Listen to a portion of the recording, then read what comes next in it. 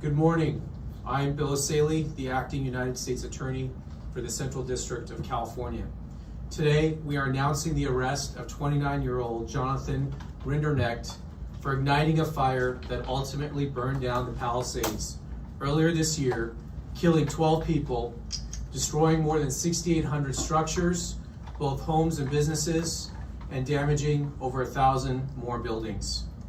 The complaint unsealed today charges the defendant with destruction of property by means of fire, a felony that carries a mandatory minimum 5-year federal prison sentence and is punishable by up to 20 years in federal prison. The defendant was arrested yesterday on a federal criminal complaint near his Florida residence, and he's expected to make his initial appearance today in the federal court in Orlando, Florida. I stress that the complaint contains allegations and every defendant is presumed innocent until proven guilty in a court of law. The allegations in the affidavit are supported by digital evidence, including the defendant's ChatGPT prompt of a dystopian painting showing in part a burning forest and a crowd fleeing from it. And we're going to put that up on the screen here once we get that going. The allegations are, there it is. That's from his ChatGPT. That's an image he produced a few months before the fire started. It shows the city being burned there. The allegations are further supported by the defendant's cell phone, his false statements to law enforcement, and his behavior during the Lockman fire, which the defendant is charged with maliciously starting shortly after midnight on New Year's Day of this year, and which eventually became the Palisades Fire. Late last New Year's Eve, Rinderknecht returned to Pacific Palisades after working the evening shift as an Uber driver. 2 of his passengers told law enforcement that he appeared agitated and angry that night.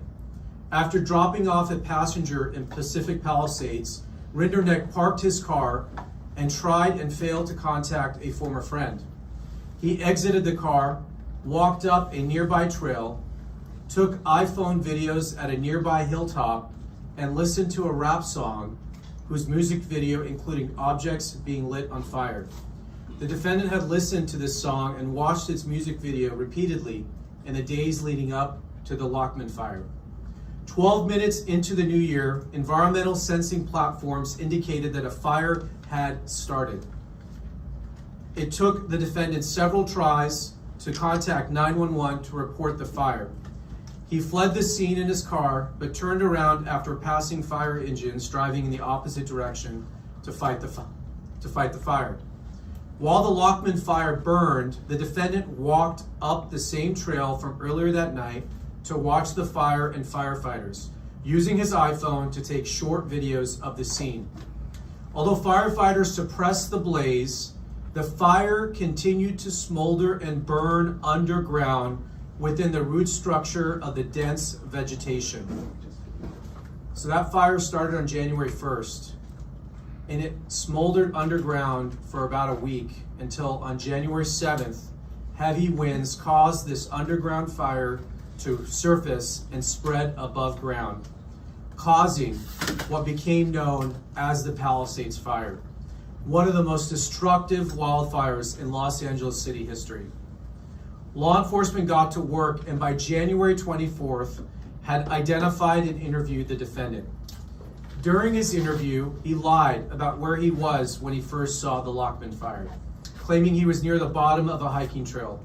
Geolocation data for the 911 calls showed that he was standing above the fire in a clearing merely 30 feet from the blaze as it rapidly grew. As the world watched in horror as the Palisades fire burned, victims perished in the smoke and flames. Homes where cherished family memories and belongings were turned to rubble and ash. The iconic Pacific Coast Highway along Malibu looked like a war zone. Thousands of people were forced to evacuate. Though homes and businesses cannot be rebuilt, this arrest, we hope, will provide a measure of justice to all those who were impacted. We're gonna do questions at the end, and we're gonna get into more detail, but I wanna thank the outstanding partnership we had in getting this case to where it's at. Thanks to the work of the ATF and investigative support from both the LAPD and the Los Angeles Fire Department and the U.S. Forest Service for their hard work in this investigation. I'm gonna turn it over now to Kenny Cooper, who's the special agent in charge of the ATF Los Angeles Field Office.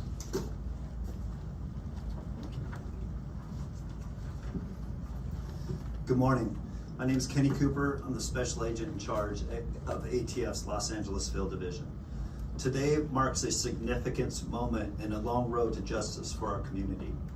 After more than 8 months of tireless, meticulous work, I stand here with our partners, proud to announce an arrest in connection to the devastating Palisades fires that claimed lives, destroyed homes, and shook this community to its core. Jonathan Rinderknecht, age 29, residing in Melbourne, Florida, was taken into federal custody by ATF special agents, a Los Angeles City Fire Department investigator, and a Los Angeles police detective. This partnership and arrest is significant in the three agencies working hand in glove to get this investigation to where it is. Rinderknecht, as the U.S. Attorney mentioned, is charged under Title 18-844F, malicious destruction by means of a fire of real property owned by an organization receiving federal financial assistance. I know this community has endured a long wait for answers. Families have carried an unmanageable grief, and an entire community has been left to heal while living with questions. Although we cannot share every detail of this investigation, it is still an active investigation, and judicial proceedings remain ahead. I can tell you this, from day one, ATF and our partners have been relentless. We made a promise to find answers, and we have kept that promise. To give you a sense of the work, I want to highlight the extraordinary level of cooperation between ATF and our partners. The Los Angeles City Fire Department, the Los Angeles Police Department, the Orange County Fire Authority, and the United States Forest Service. LA City Fire asked for our assistance, and within 24 hours, ATF's National Response Team arrived on scene. The NRT, ATF's NRT, is an elite team comprised of certified fire investigators, electrical and fire protection engineers, chemists, accelerant detection canine teams, and other experts. We arrived within 24 hours and got to work with our partners. We processed hundreds of acres of damaged fire, examining every inch for the smallest clue. Over the course of the last 8 months, investigators conducted hundreds of interviews, including witnesses overseas, and pursued more than 200 leads. We collected more than 13,000 items of evidence, including fire debris, digital data, DNA samples, all analyzed by ATF's state-of-the-art forensic lab. Our team carried out 500 scientific tests, supported by ATF's Fire Research Lab, the nation's only large-scale fire science lab dedicated to fire investigations. More than 10 of our top engineers and support staff contributed to this laboratory analysis. This investigation has been documented over 300 ATF reports, including a 200-page report detailing the origin and cause of this investigation. ATF technical surveillance specialists were integral in reviewing approximately 1.5 million phone records and data extracted from digital evidence. And I highlight this because I know there's questions on the length that it took us to come to this conclusion. But we were reviewing a lot of evidence from one of the most catastrophic fires in the U.S. history.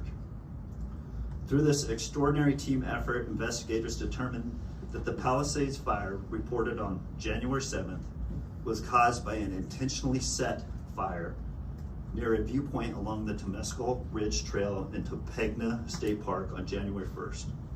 The fire was a holdover fire, meaning it was deeply seated in dense vegetation and roots and continued to burn undetected until catastrophic weather ensued, resulting in the Palisades Fire. Rinderknecht is now charged with setting the January 1 fire. We know this arrest cannot erase the pain or grief or losses endured, but we hope it is a step forward.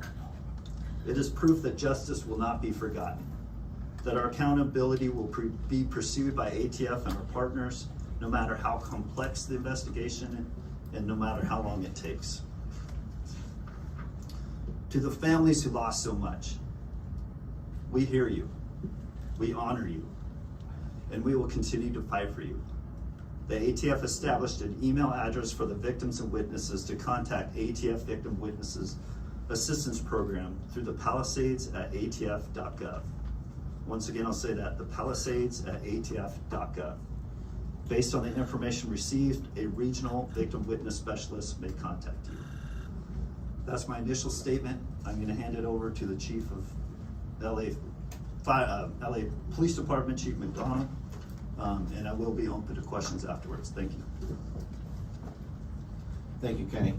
Good morning, and thank you all for being here. I want to begin by thanking the U.S. Attorney's Office, our partners at the Bureau of Alcohol, Tobacco, Firearms, and Explosives, and the dedicated men and women of our Robbery Homicide Division and Major Crimes Division. I also want to recognize and thank the Los Angeles City Fire Department and all of the investigators who came together to support this case. You look at the team standing here, and I couldn't be more proud of the work that was done throughout this investigation. It was extremely intensive and thorough, and the best of the best were working on it. And I'm very thankful for the partnership we enjoy with all of them all the time. The investigation into the Palisades Fire of January 2025 was lengthy, complex, and as I mentioned, extremely thorough. Our detectives responded immediately to the initial incident and worked side by side with our partners at the Los Angeles Fire Department. And once the ATF's National Response Team took on the case, they led the investigation, and our detectives remained fully engaged as partners every step of the way with them. I'm proud of the professionalism and dedication shown by our detectives and the team who work collaboratively with our federal, state, and local partners. That teamwork ultimately led to the arrest of the suspect responsible for this devastating crime. The Palisades Fire was a tragedy that caused enormous harm to the city of Los Angeles. But in the midst of that devastation, we saw something else. Communities coming together with law enforcement, supporting one another, and working through a very, very difficult time. This case is a reminder of the value of strong partnerships across every level of government. When we stand together, local, state, and federal, we are stronger, more effective, and better able to deliver justice for our communities. I'm deeply grateful to everyone who contributed to this investigation, and I look forward to continuing this strong spirit of collaboration as we work to keep Los Angeles safe. Thank you. I'll now turn it back over to U.S. Attorney Bill Saley.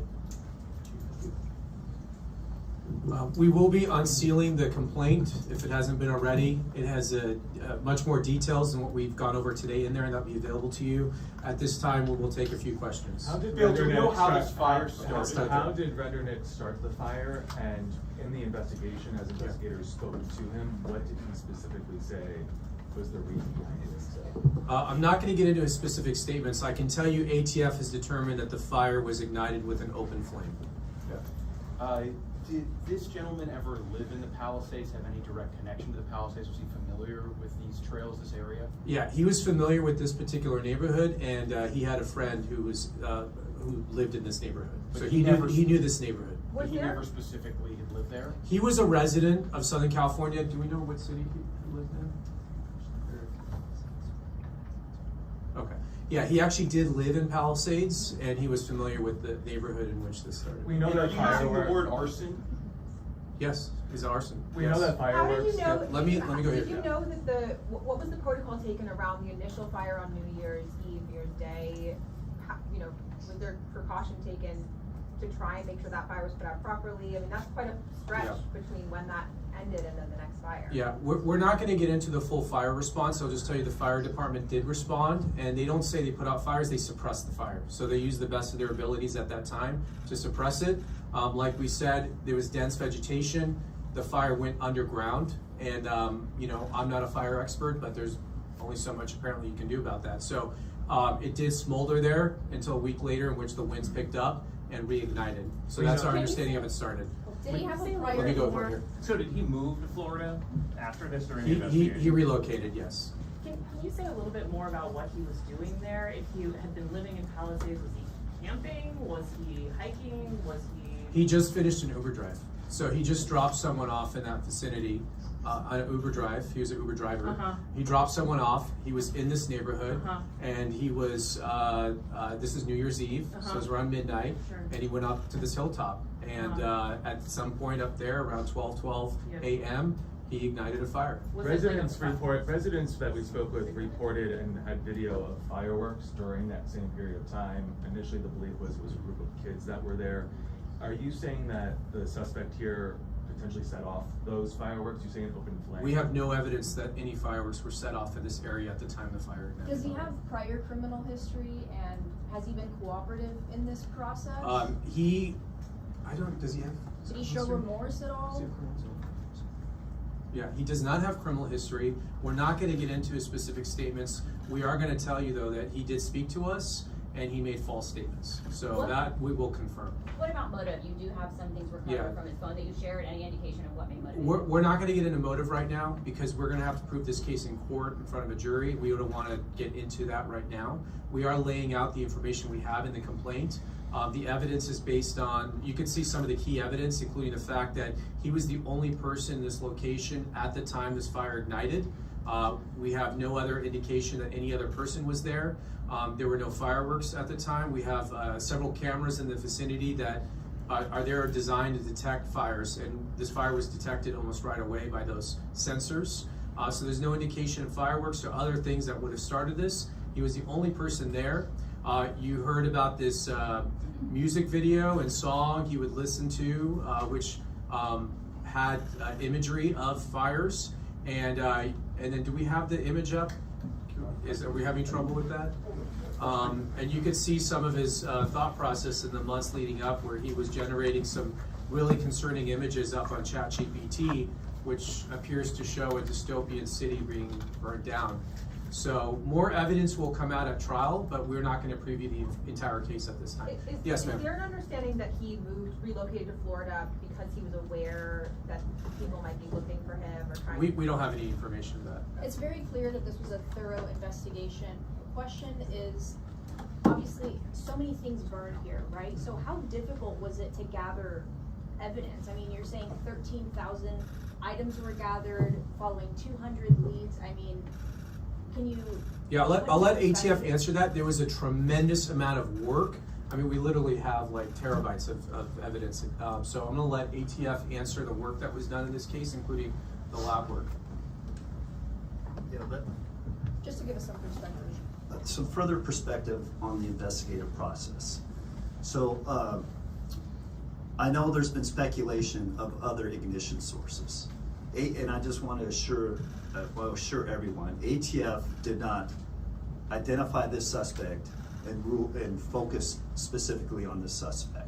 We still utilized our scientific process. And part of the lengthy time that it took to go over the thousands of acres that were burned is we literally had agents with our partners on their hands and knees crawling through fire debris. They're observing fire behavior patterns. They're flagging patterns. An example of that, fire will cause natural debris to twist and freeze in a position pointing to the origin. So looking at all those fire patterns, flagging those, ATF was able to zone to specifically get into the origin of where that fire started from. Once they dialed into the origin, using all the investigative techniques that they have, then they start really dialing into that very specific spot that fire was created. An example of a fire research lab, they collected buckets and buckets of debris, flammable materials, natural and otherwise, found within that area, sent it off to a fire research lab. They analyzed data from weather, including humidity, the exact temperature, the exact composition of those natural fuels found at that particular time, January 1st, at that particular time, recreated those environmental factors in our labs using their scientific process, then tested different ignition sources. And that's where 500 tests were conducted at that lab. That review process is then looked at by a panel of our experts in a peer review process to see if the science matches up with the theory and the actual evidence that was collected.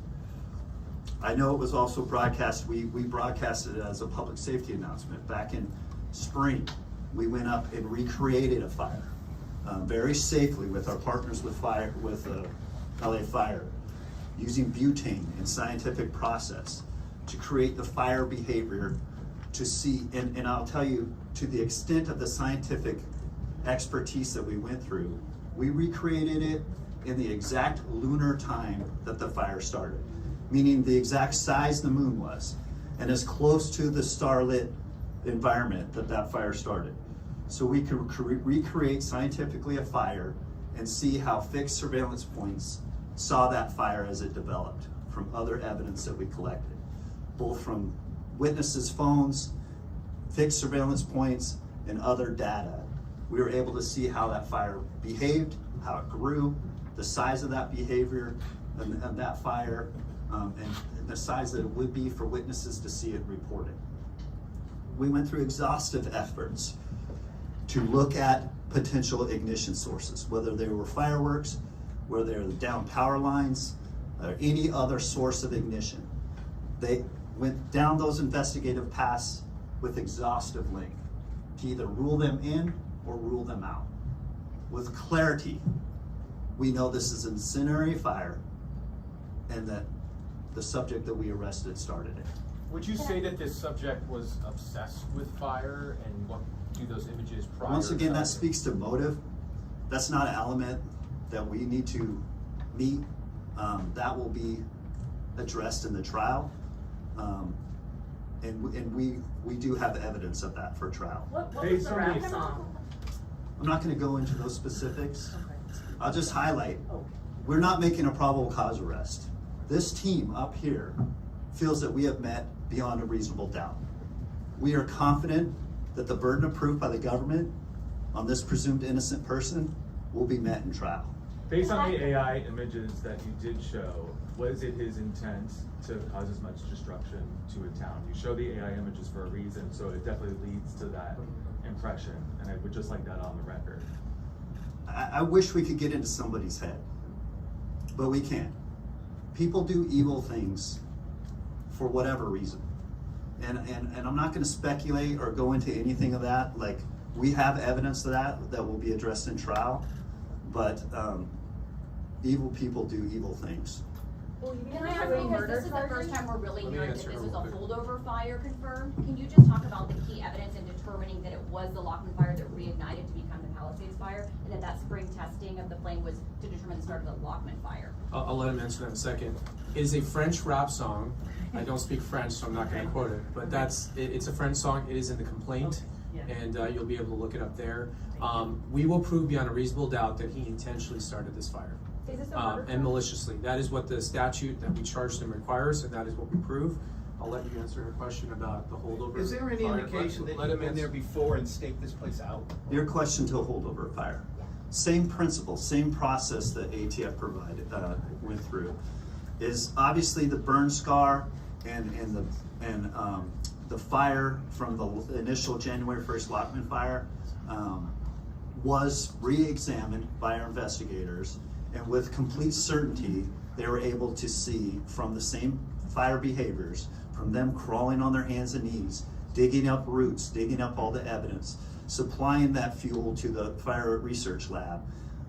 They were able, and also in collaboration of other data and other evidence. We have fixed surveillance points. We have witnesses that were up with their phones. We have a lot of different data that all concluded where this fire started, and the fire behavior from that origin, from that Lockman fire, was clearly established in the Palisades fire. Were the passengers dropped off at home or at a business? I'm just trying to get a sense of where he was on his path that then led him onto that hillside. He dropped passengers off within the residential area though. Okay.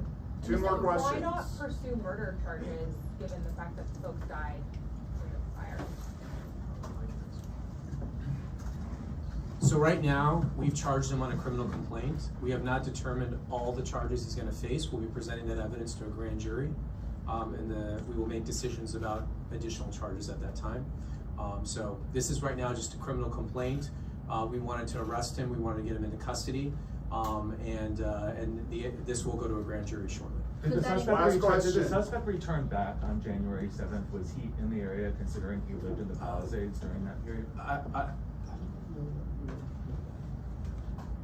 Yeah, I'm not gonna comment on that. He did go back the same night. Okay. So the night he started the fire, he left. As soon as he saw the fire trucks were headed to the location, he turned around and went back up there.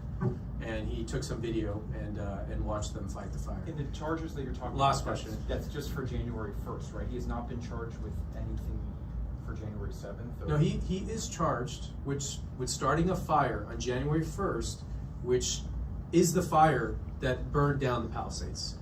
It did take a week to reignite, but he is charged with starting the Palisades fire. He started it on January 1st. But that's why you got that question about the people who lost their lives in the January 7th fire. Do you expect additional charges for that? To include homicide? And this complaint covers that fire and the damages and deaths that were caused by that fire.